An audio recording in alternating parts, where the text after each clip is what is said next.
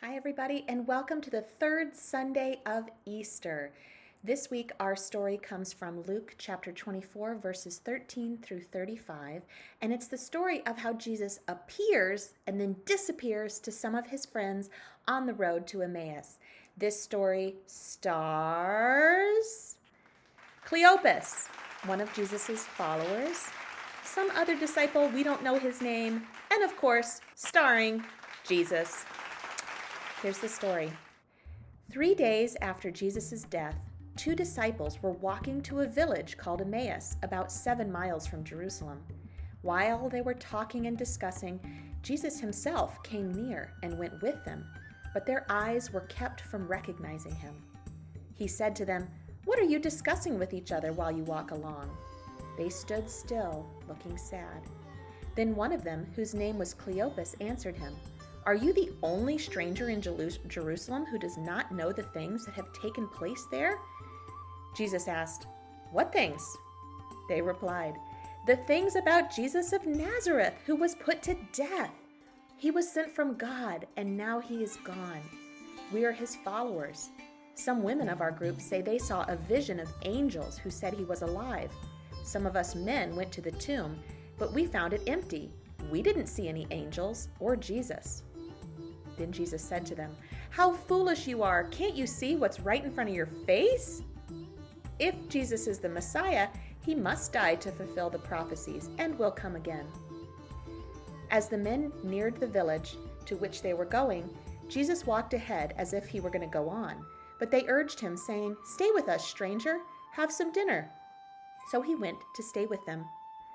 When he was at the table with them, he took bread, blessed and broke it and gave it to them. Suddenly the disciples' eyes were opened. They recognized him, but then Jesus vanished from their sight.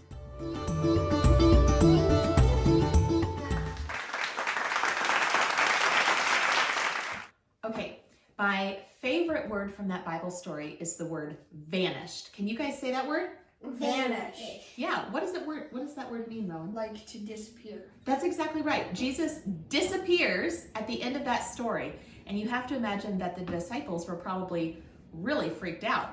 Well, that gave me an idea that we would make our own disappearing ink so that we could write secret messages, okay? It's a little bit of home chemistry that even very little kids can kind of help you do. So here's what you're going to need to make this happen. You're going to need some paper and something to paint with. It could be a paintbrush, but if you don't have a paintbrush, you could use a Q-tip. You're going to need half a cup of water, some baking soda, some rubbing alcohol, some turmeric, and some measuring spoons, and possibly an extra measuring cup. Okay, Danny, you're going to help me to start. We have half a cup of water, and in order to make our invisible ink, we're going to scoop 1 tablespoon of baking soda. Whoa. There we go. That's approximately a tablespoon. So Danny, can you dump this in the water, please? Good job. And then maybe use your paintbrush to stir it up really good. Excellent. Okay, we're going to use this to draw our pictures or write our notes and let it dry. So you guys can do that now. You can pause the video and do that at home.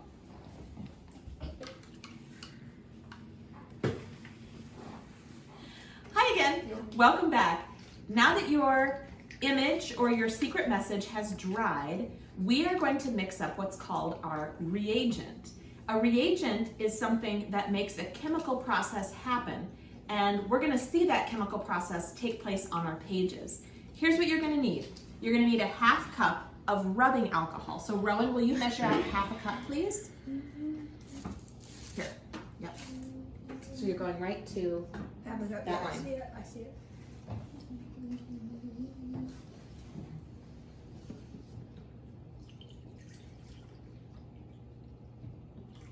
A little bit more? A little bit more? Great. All right, and Graham, I am going to have you mix in 1 teaspoon of turmeric, okay? So I'm gonna scoop it for you. I'm gonna estimate it, there we go. So you dump that in.